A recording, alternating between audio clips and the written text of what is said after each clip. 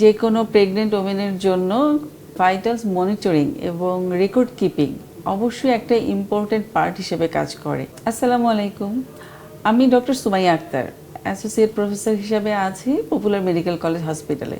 Antenatal period এটা একটা crucial moment, যে কোনো প্রেগনেন্ট ওমেনের জন্য খুবই ভাইটালস একটা মুহূর্ত।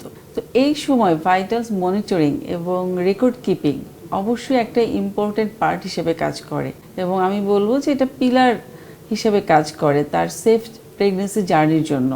আমাদের লক্ষ্য হচ্ছে একটা প্রেগনেন্সি যেন পুরো 9টা মাস একদম সুন্দরভাবে এগিয়ে যায়, এবং at the end of the day আমরা যেন একটি সুস্থ মায়ের কাছ থেকে সুস্থ বাচ্চা পাই। সেই জন্যই আমাদের দরকার রেগুলার ভাইটালস মনিটরিং। এখন আমি কি মনিটরিং করে ছেড়ে দিব? না, এগুলো অবশ্যই আমাকে রেকর্ড করে রাখতে হবে। এখন রেকর্ড কেন করব?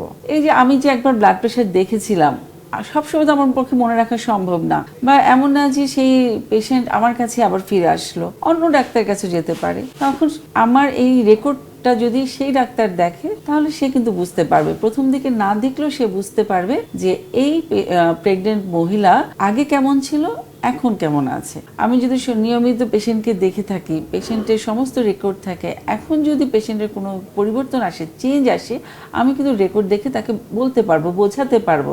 আমি রোগীকেও বোঝাতে পারবো, রোগীর লোকদেরকেও বোঝাতে পারবো যে সে ঝুঁকির মধ্যে ছিল বা ছিল না। ঠিক আছে? তো এটা হচ্ছে আমার রেকর্ড কিপিংয়ের একটি গুরুত্ব। রেকর্ড কিপিংয়ের আরেকটা সুবিধা হচ্ছে ডিসিশন মেকিং।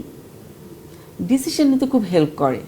একটা পেশেন্টের আমি যদি প্রথম দিকে দেখি তার ব্লাড প্রেশার 120/80 এরকম, এখন এসে দেখছি 140/100, আমার কিন্তু তাহলে বুঝতে সুবিধা হবে যে আগে ওর কম ছিল এখন বেশি, তার মানে হচ্ছে সে এখন ঝুঁকির মধ্যে পড়ছে। সো তার এই প্রেগনেন্সিটা আমি কতদিন কন্টিনিউ করব, বা তার ডেলিভারিটা আমি কখন করব, কিভাবে করব, এই ডিসিশনটা কিন্তু আমি নিতে পারছি এই রেকর্ড দেখে। যে কোনো ইমার্জেন্সি সিচুয়েশনে আমার হাতে যদি রেকর্ডটা থাকে, আমার কিন্তু এই পেশেন্টকে অনেক সময় নিয়ে দেখার দরকার হয় না। আমি রেকর্ড দেখে বুঝতে পারবো যে পেশেন্টটার কি হয়েছে, আগে কি ছিল। অনেক সময় দেখা যায় আমাদের হাসপাতালে দেখি পেশেন্ট আসে অনেক দূর দূরান্ত থেকে, কোনো কাগজপত্র সাথে করে নিয়ে আসে না। ওই মুহূর্তগুলো কিন্তু আমরা অনেক বিপদে পড়ি। মনে করি যে রাতের বেলা আসলো, রাতের বেলা মাঝরাতে আসলো, কোথাও আশেপাশে আমাদের কোনো সাহায্যকারী নাই। এই সময় যখন ওরা রেকর্ড ছাড়া আসে, তখন কিন্তু এই রোগীগুলো ম্যানেজ করাটা অনেক কঠিন হয়ে যায়। তো সেই জন্য রেকর্ড কিপিং একটি গুরুত্বপূর্ণ ভূমিকা পালন করে এই প্রেগনেন্ট মহিলাদের ম্যানেজমেন্টের জন্য। তো প্রেগনেন্ট মহিলাদের ক্ষেত্রে আসলে রেকর্ড কিপিং বলে বা ভাইটালস মনিটরিং বলেন, দুটো জিনিসই গুরুত্বপূর্ণ।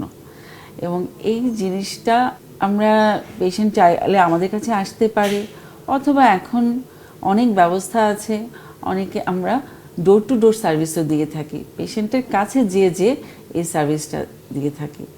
দিন শেষে আমাদের একটাই উদ্দেশ্য, একটি সুস্থ মায়ের কাছ থেকে একটি সুস্থ বাচ্চা বের হবে।